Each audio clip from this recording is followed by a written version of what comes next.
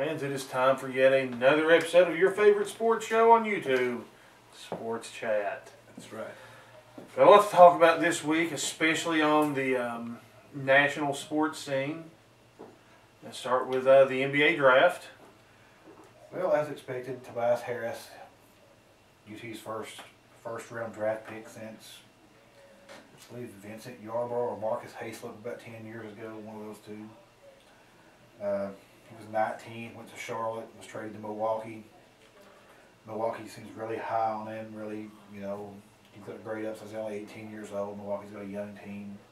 They really expect a lot out of him. I was tweeting with some people the other night. Said he looks forward to seeing Tobias Harris blocking some LeBron James dunks. Well, that's not easy, but it'd be something else to see. I do like to see the so-called chosen one get slapped around.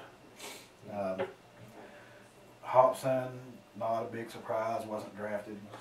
Yeah, Scotty really couldn't stay for another year. I mean, at least you'd have been able to finish your degree. I mean, you still probably wouldn't have got drafted, but I mean, hey, Turkey's calling. They literally, a lot of UT players, Chris Lofton, for example, wound up in Turkey. Do you like Turkey? I mean, you've been there, and there is American basketball that's pretty big there. They have good food.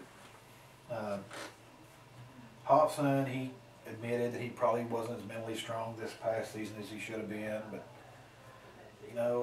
he just almost has his degree in 3 years. He's been doing really well. Hopefully, he gets his degree.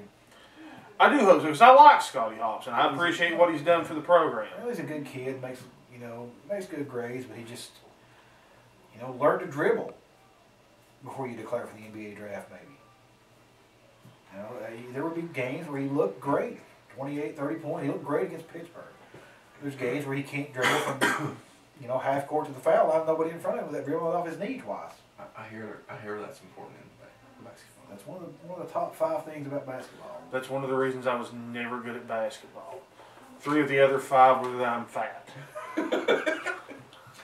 But at Kentucky, they claim to have 4 players drafted, of course. They only had 3 because Enes Kanter, Kentucky fans, never played for you. I know you're trying to claim him. John Calipari is trying to claim him. A lot of people on Facebook who are Kentucky fans are trying to claim him. I'm sorry.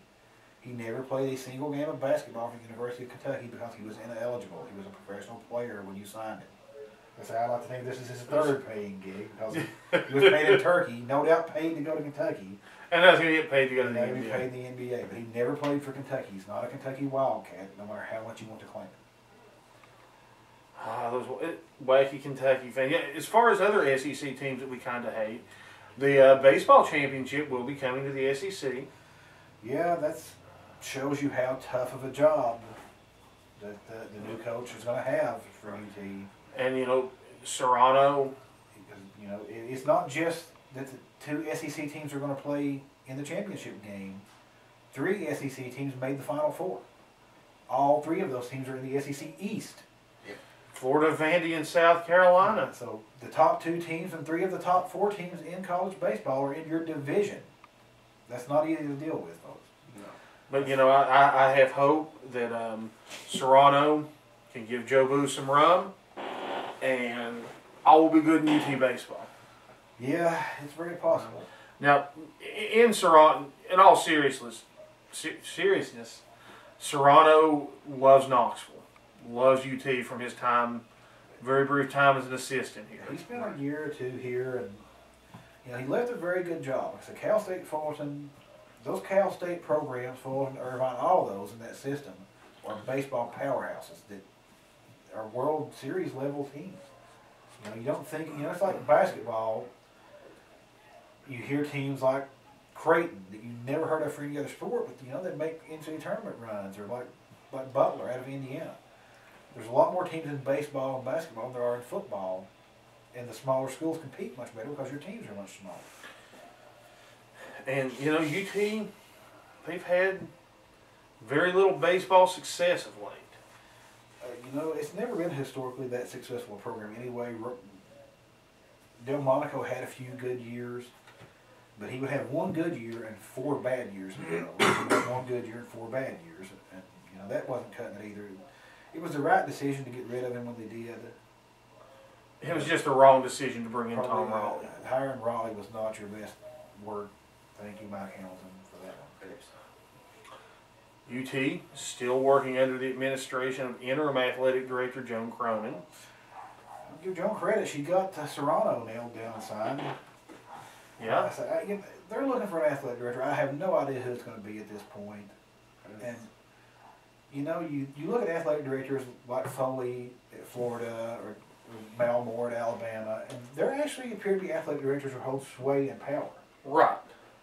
I'm just afraid our position doesn't. You can't get anything approved over there without it going through the Board of Trustees first. However, just throwing this out there, they want to pay me a couple $1 million, I'll be willing to take the job. Luke Hill will be a toady for the Board of Trustees for a couple $1 million a year. That is right. I applaud your He efforts. will go and Luke. get coffee at Pilot for Mr. Jim Haslam every morning. You know, UT should, I mean, there's so much tradition there. We should have strong teams across the board. You know, I'm not a Doug Dickey fan per se. He was a strong athletic director, and you know that's what we went in such a completely different direction with Hamilton because we had strong athletic directors in the past. My God, General Needham was the athletic director. He ran the whole school when he was. No one said no to General Nayland. Well, no one says no to a lot of generals.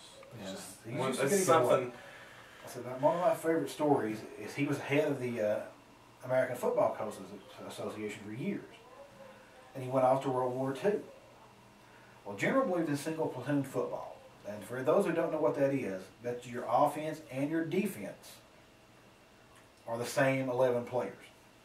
You know, when you play one platoon. Well, under his watch, that's what you played. He didn't allow it. Well, he went out to World War II, and I believe Michigan's coach and a couple other coaches got together and decided they wanted to have multiple platoon football, so they passed the rule while he was gone, you know, we're going to play multiple platoons. Well, he came back from World War II, he wasn't very happy about that. He goes straight back in and immediately takes back over the Football Association. They have Tells him I'm in charge again. Well, he comes in, he says, so I hear while you're gone, you've passed this, you know, multiple platoon football. I don't like it.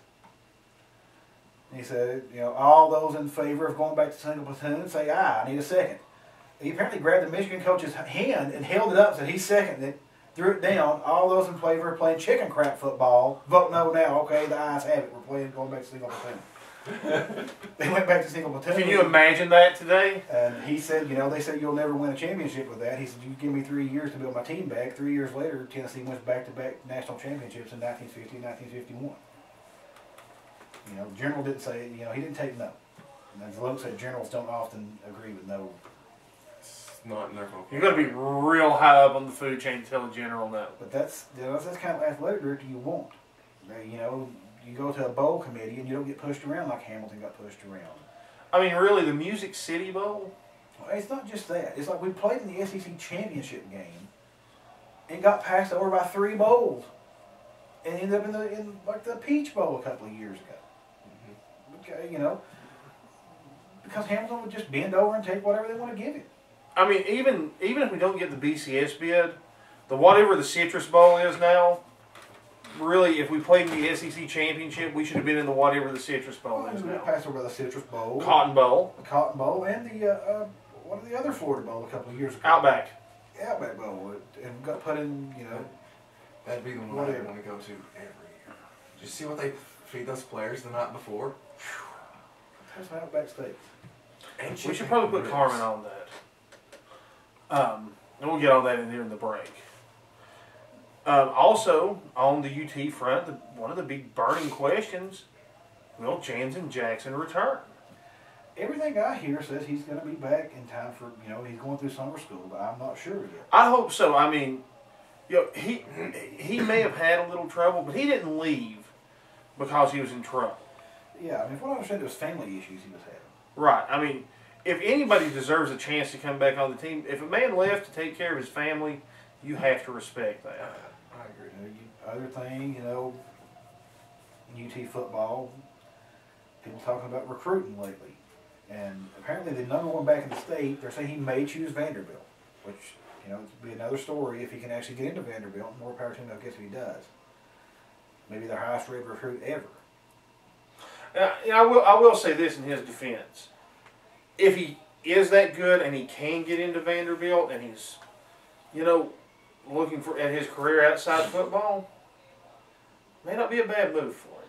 You know, the big thing about him, he's 5'8" and 165 pounds right now. So, I'm not sure how great that's going to be for you in the SEC, but as Tennessee, you really want to get your best players. I'm not sure how hard we're recruiting them because of the size issue, and we're pretty loaded at running back right now. But if you're recruiting them at all, you don't want him to go to Vanderbilt. Right. I mean, you know, we got Deverin Young, great running back. He's not necessarily going to play running back right off, but he's a great return man. Guys in that size range become kick returners for us. But you know, it's a lot to think about. Fans, we will be closing out this episode of this segment of Sports Chat. We'll be right back with segment 2. We're going to talk about some more national sports and local sports.